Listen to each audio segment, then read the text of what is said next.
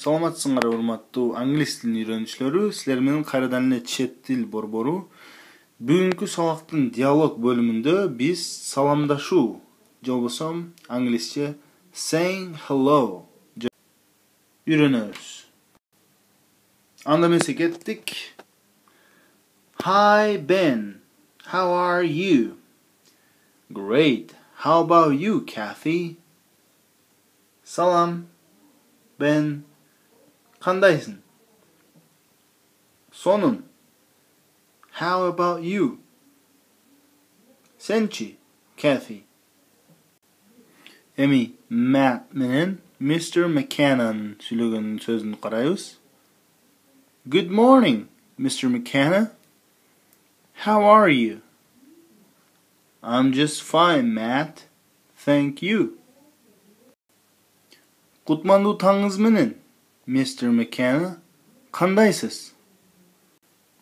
Мен жакшы, Matt. Рахмат сага.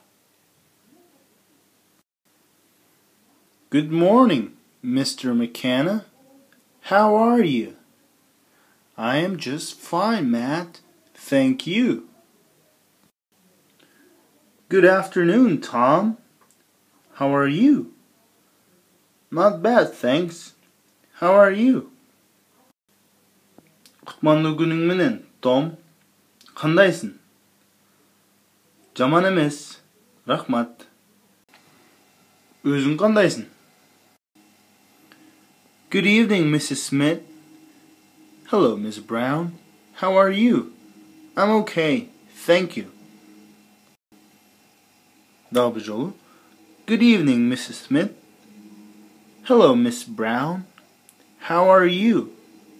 I'm okay, thank you. Kutmandуу кечиңиз менен, Mrs. Smith. Саламатсызбы, Miss Brown? Кандайсыз? Мен жакшымын. Рахмат. Мына ушинтип, урматтуу угуучулар, эң жөнөкөй саламдашуу жолдорун карап көрдүк. Ал hi, how are you? Great. How about you? Good morning. Good evening. Good afternoon. Жана ошондой эле жооптор I'm just fine. Not bad. Thanks. I'm okay. Thank you. Урматтуу угуучулар, өзүңөр байкаган болушуңар керек, диалогтордо Mr, Miss, Miss, Mrs деген мүчөлөр бар. Ал мүчөлөрдү биз сый көрсөтүш үчүн өзүбүздүн улуу болсо жана башка ушуга окшогон учурларда колдонобуз.